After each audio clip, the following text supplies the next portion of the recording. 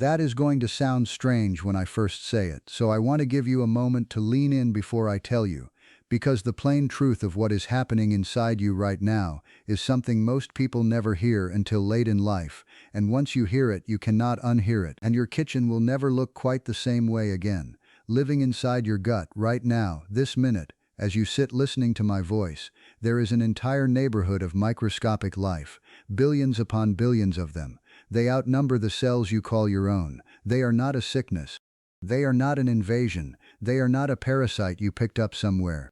They are the built-in crew your body has carried around since the day you were born, and they have been doing quiet work for you every hour of every day since, the way a hidden team of stagehands keeps a theater running while you only ever watch the actors.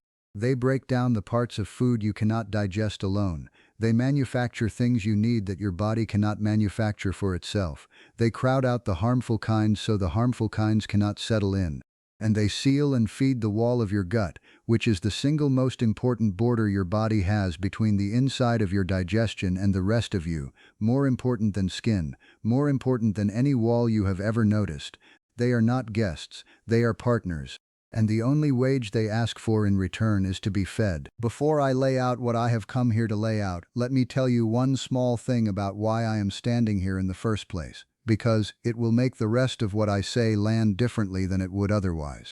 I am standing here because of a Tuesday afternoon in my grandmother's kitchen when I was 9 years old and not feeling well, lying on the daybed with a blanket over me and the radio on low, watching through the doorway as she moved between the stove and the pantry without hurry.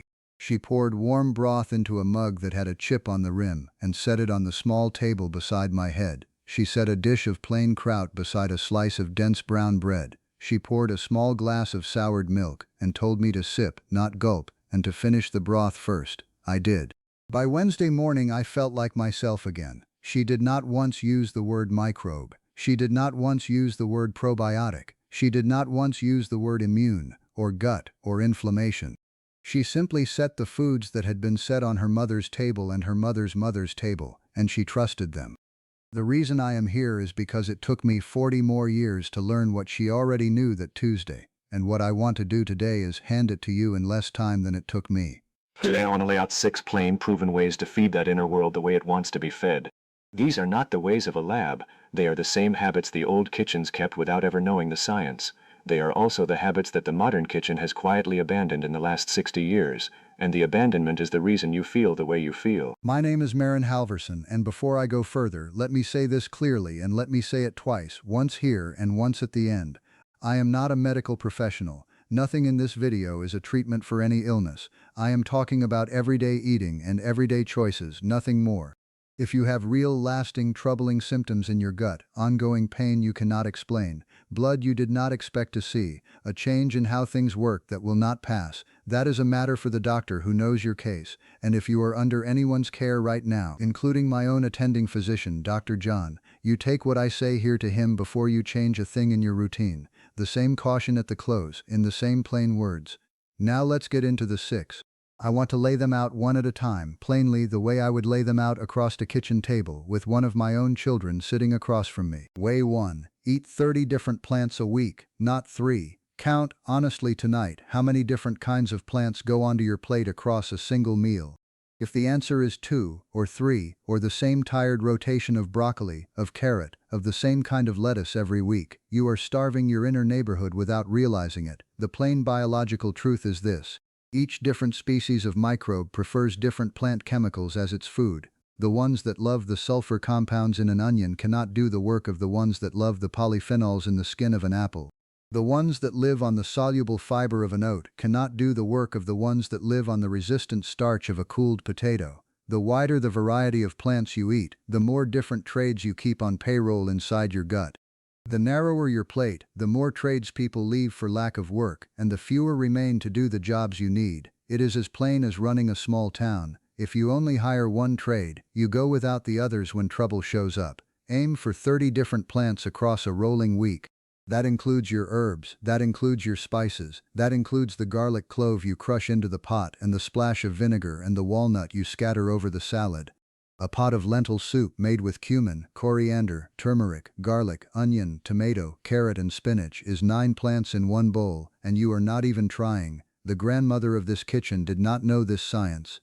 She cooked whatever the garden and the season gave, in season, every color, every root and leaf and seed and bean and berry, and she kept 30 plants a week without a single spreadsheet and without ever hearing the word microbe in her life. You can buy 1 new vegetable a week. Try a new bean you have never opened. Rotate your herbs so you are not always reaching for the same jar. Eat the rainbow. Eat it twice. That is the whole of Way 1. Way 2. Bring live fermented foods into every single day, not once in a blue moon and not only on a Sunday. The old cultures on every continent, separately, without ever talking to one another, invented a kind of food that you and I have mostly stopped eating in the last 60 years. The Germans took cabbage and salt and packed it into a stoneware crock. The Bulgarians took sheep's milk and let it sour in a leather pouch hung by the door. The Koreans buried vegetables in the ground in clay jars. The Japanese steamed soy and rice and let friendly molds turn them into miso. The Indians made buttermilk and drank it warm at the end of a meal. None of these people knew why these foods made their bellies feel better, and they did not need to know. They only knew that the foods kept through the winter when nothing else would, and the family stayed well, and that was enough. We know why now. These foods are alive with the very same friendly microbes I am talking about. When you eat a forkful of raw refrigerated sauerkraut, you are not just eating cabbage. You are eating cabbage seated with a fresh company of helpers, arrived organized, ready to work, a glass of kefir in the morning. A small dish of plain live yogurt at lunch, the kind that tastes sour and not sweet. A spoonful of unpasteurized miso stirred into a mug of hot broth at dinner, never boiled because boiling kills the life. A small dish of plain kraut beside the evening meal. Those are daily reinforcements arriving at the gate. The single rule, and I want you to hear this clearly, is that the food must be alive. If it was cooked after fermenting, or pasteurized on the shelf, or made to look fermented with vinegar poured over dead cabbage, the life in it is dead, and so is the benefit you are after. Buy the refrigerated kind. Read the label. Look for the words raw, or live, or unpasteurized, or traditionally fermented. Or better, make your own. All it takes is cabbage, sea salt, and a clean jar on your counter for 1 week, and you have in your hands the most ancient probiotic on earth made by your own hands, for pennies. That is Way 2. And let me say plainly here, before I leave fermented foods behind, what fermented food does not need to be. It does not need to involve a kombucha SCOBY floating in a glass jar on your counter with a rubber band around it and a towel over the top. It does not need to be an imported miso aged in a cedar barrel for 3 years at $14 a small jar. It does not need to be kefir grains you order from a stranger across the country and tend like a small pet. Any of those is fine, and any of those can be a pleasure if you enjoy the craft. But the plain fact is that a $2 dish of plain live sauerkraut from the cooler at the grocery store, eaten 3 fingers worth beside your dinner, will do more for your inner world than any of the more elaborate options, and it will cost you essentially nothing.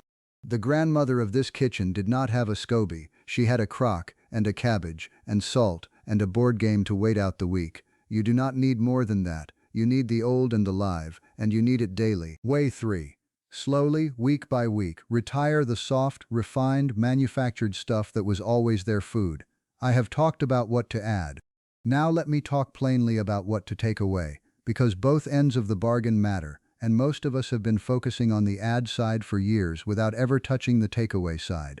Modern food production has spent a century doing one consistent thing to plants. It has been removing the rough. It strips the bran from the wheat. It strips the germ. It whitens the flour, bleaches the starch, and ships it in a paper sack. It juices the fruit and throws the fiber away. It powders the potato and discards the skin. It refines the rice until what is left is almost pure starch, and the rough that was removed was the only food your inner world can eat. What is left, the soft pale powder, is food that feeds you and only you, and it sends nothing down to the helpers, and so they go hungry. And here is the part most people do not know, and most doctors do not have time to explain to you in a 15-minute visit. When the helpers go hungry, they do not politely wait for your next meal. They eat the next thing on hand, which is the lining of your own gut wall. The very wall they are meant to guard, they begin to strip, and the wall grows thin and porous and inflamed, and you feel that as bloating after meals you used to digest easily, as fog in the early afternoon, as skin troubles that flare and recede, as the long, slow simmer of an unhappy gut you cannot quite name. So a diet built on refined white flour and sugar and packaged smooth food is not a neutral diet. It is a slow, quiet siege on the inside of you, every single day, in the background, the way a dripping tap wastes water you do not see. I am not telling you to be perfect. I am not telling you to go without bread for the rest of your life. I am telling you to shift the balance, meal by meal, week by week, toward the real and away from the manufactured. Cook a pot of beans on Sunday. Switch your morning bread to the kind with visible grain. Eat the apple with the skin on. Eat the potato cooled, the way potato salad does the work that hot mashed potato never could, because cooling turns some of the starch into the resistant kind that the helpers can actually eat. Pick one swap a week and stick with it until it is habit.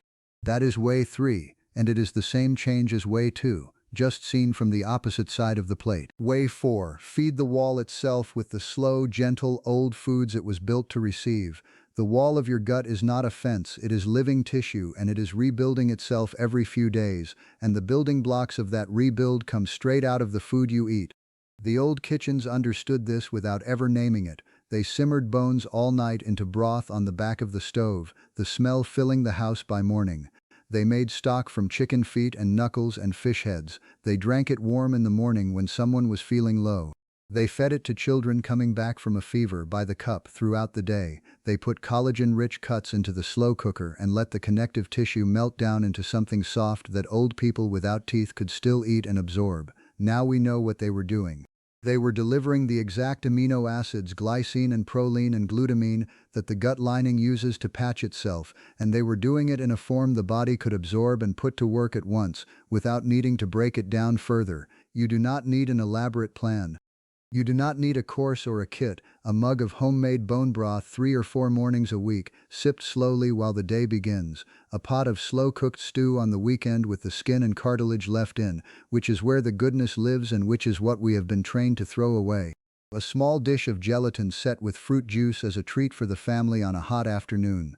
These are the building site deliveries for the wall of your gut, and they are not expensive, and they are not difficult, and they are far older than any supplement on the shelf and far cheaper than any of them. The science here is so plain and so old that you almost do not need a scientist to confirm it. You just need a grandmother. That is way 4. You can start it this week with 1 pot, a Sunday afternoon, and a covered shoulder of beef or a leftover chicken carcass. I want to pause here for the people watching who are already shaking their heads and saying this is too much work, I cannot afford bone broth, I do not have a Sunday to simmer a pot all day. I hear you. I was you for years, so let me say it plainly. If you cannot simmer bones, buy a Tetra Pak of organic beef or chicken stock from the store shelf and read the label. One that lists only bones and water and a little salt is fine. If you cannot afford that, reserve the water you boil vegetables in, every time, and drink a mug of it warm the next morning instead of pouring it down the drain. It carries a fraction of the goodness and it costs nothing.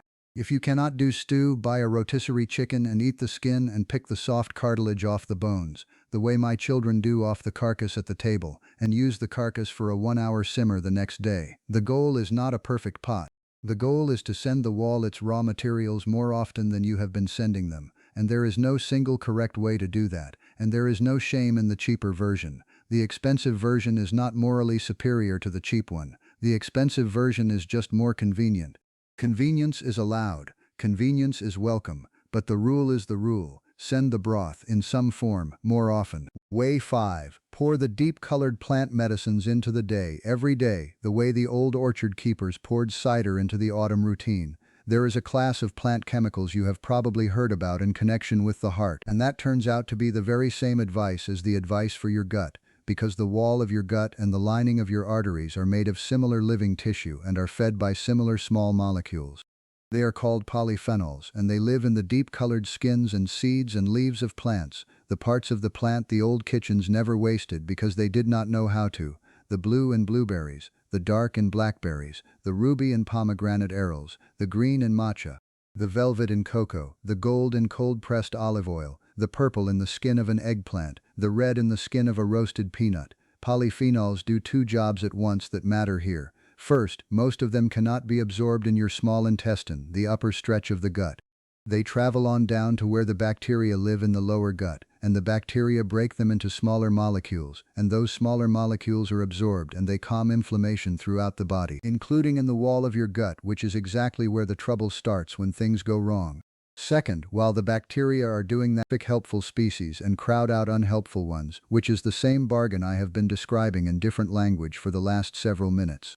So a daily polyphenol habit is a single habit that does what your grandmother's summer berry patch did for her family without anyone telling her why. A handful of mixed berries on your morning oats, frozen is fine. A square of dark chocolate, 85% cocoa or higher and not the milky kind, after lunch. A cup of properly steeped green tea or black tea in the afternoon, steeped long enough to matter. A generous pour of extra virgin olive oil on your evening vegetables, raw if you can manage it. A small bowl of lentils with the skin still on. A pomegranate cracked open over the table in the autumn and shared by hand. These are not treats for a weekend. They are the daily deliveries of the inner world, the way the milkman delivered milk, the way the bread baker delivered bread, day after day without fail. That is way 5. Way 6. Slow the meal itself down. Chew. Breathe. Stop eating for fuel only, the way the old family table never did. I have left this one for last on purpose because it is the one no pill and no powder can replace and no money can buy. The way you eat is as important as what you eat, and most of us have forgotten the difference. We eat in the car on the way to work. We eat at the desk with one eye on the screen. We eat standing over the sink at the end of a long day. We swallow in 3 bites and we chase it with a drink and we wonder an hour later why we feel heavy and gassy and foggy and somehow unwell. The reason is mechanical and it is plain. Digestion begins in the mouth. The saliva contains enzymes that begin breaking starch into sugar. The chewing itself breaks the food into pieces small enough for the stomach acid to reach every surface inside the lump. The slower you chew, the less work the stomach has to do, the less gas the microbes in the lower gut have to deal with, the more thoroughly the food is broken down before it ever reaches them, and the smaller the load the wall has to defend against. 20 chews per bite, which is more than you think. Put the fork down between bites, the way fancy restaurants place the fork down for you. Breathe between bites, deliberately, the way you breathe between strokes when you swim. Eat the first half of any meal slowly, and you will find, almost without trying, that you eat less of the second half, because the body has had time to register that food has arrived. Pair that with the simple old rule of finishing your dinner at least 3 hours before you lie down, so that the body can do its long work while you are still upright and gravity is on its side, and the work is finished by the time your head hits the pillow. You have given your inner world the single biggest gift it has been missing, which is your own unhurried attention. That is way 6. Now let me say plainly why this simple truth has been turned into a marketplace you have to navigate. And let me say it once, briefly, so you can carry the suspicion with you without my having to repeat it. There is no villain in this story and I will not invent one. No one met in a room and agreed to confuse you about your own gut. The reason it got complicated is, in a way, worse than a conspiracy, because a conspiracy needs someone to run it and a system needs no one to run it. The honest truth is cheap and plain. Eat wide, eat fermented, eat slow, eat the deep-colored foods, the broths your grandmother made, the rough of your plant food. Feed the world inside you generously and you feed yourself beautifully in the bargain. That is the whole of it. It costs grocery money. Once you know it, you do not need another word about it. But that truth sells nothing to anyone except you, and there is a great deal of money in the gut now that people have heard it matters, and that money runs in one direction. There are pills of friendly bacteria to swallow at a fine monthly price, when a forkful of kraut would do the same for pennies. There are powders and special bars stamped with the science words brand new to you, and arranged on a tall shelf in a bright store. There are machines and tests to measure your insides and sell you fixing of them, and the fixing is more machines and more tests and more subscriptions and a fine drink mix that costs the price of a small meal. All of it is built on a real truth that anybody's grandmother already knew and put to work without a single dollar changing hands. The plain truth at the bottom of the entire gut health industry is this: eat your vegetables and your kraut and your broth and take your time at the table. Nobody can charge you much for that. And so the truth gets dressed up in hard words and turned into a thing you must buy, and people buy it because they have been told that what their grandmother did is not enough, and the telling is the only place where the harm is done. Will these 6 ways cure anything that ails you? No, they will not. Nothing in a kitchen cures. What they will do, and they will do it steadily, is give your inner world what it needs to do the work it was always meant to do. After that, the work belongs to your body and to the doctor who knows your body. If that doctor is Dr. John, as he is for me, he will tell you the same thing I have just told you, that medicine works better on a gut that has been fed, and that feeding the gut is your job, not his. So what I ask of you here is small, not a complete overhaul of your pantry, not a cleanse, not a 30-day plan with a calendar on the fridge, just one quiet week. Let me lay it out plainly, so you do not have to figure it out yourself. Day 1. Buy one vegetable this week that you have never cooked, and cook it. That is the whole of day 1. Day 2. Buy a small jar of plain live sauerkraut from the refrigerated section, and eat 3 forkfuls beside one meal. That is the whole of day 2. Day 3. Switch one slice of bread in your week from white to a real one with visible grain. That is the whole of day 3. Day 4. Boil a potato and let it cool in the fridge overnight before eating it the next day, and notice whether your afternoon feels different. That is the whole of day 4.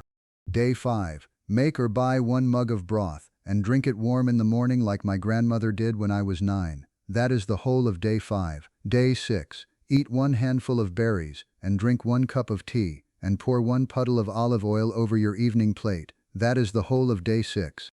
Day 7. Sit at a table for 1 meal, and chew with attention, and finish 3 hours before bed. That is the whole of day 7. End of week. Pick the 2 changes that felt best, and keep doing them until they are not changes anymore, they are just what you do. Then add a 3rd the next month, and a 4th the month after. By autumn you will not recognize your own kitchen. Come down to the comments and tell me, plainly and honestly, which day you have already been doing without realizing it, and which one you are going to take on first this week. I want the honest count, not the flattering one. I have a hunch the counting will surprise a good many of you, and the surprise will do more good than anything else I have said here, because once you know what you are actually doing, you can change it without anyone else having to tell you to. What comes next time? Next time I want to give you the entire old craft of the kitchen crock and the jar, the ancient skill of putting food up to sour and keep, because it is one of the great lost crafts of the modern kitchen, and it feeds you and the world inside you both, and it is far easier to start than most people ever imagine, and cheaper than anything on the supplement shelf. But for today, hold on to the 6. Hold on to the variety, the 30 plants across a rolling week. Hold on to the ferment, the small living thing that arrives at every meal. Hold on to retiring the soft and the manufactured, week by week, 1 swap at a time. Hold on to the broths and the collagen-rich, slow-cooked things your grandmother made without a recipe card. Hold on to the deep colors, the berries, the cocoa, the tea, the oil, the pomegranate in the autumn. Hold on to the slow chewing, the breathing between bites, and the 3-hour gap between supper and bed. There is a living world inside you doing quiet, enormous work to keep you well, and it eats what you eat, and it lives on the rough of real plant food, and on the old live ferments, and on the slow-cooked things your grandmother knew how to make, and it thrives when you slow down enough to feed it well. Starve it on soft manufactured things, and the wall grows thin, and the helpers turn on you for want of anything else. Feed it the way your grandmother fed it, even though she never knew why, and it will keep you for years that you do not yet have to spend. The knowing was lost. We are buying it back. It was free the first time. It can be free again. And remember what I said at the very top, because I am going to keep saying it until it sticks. I am not a medical professional.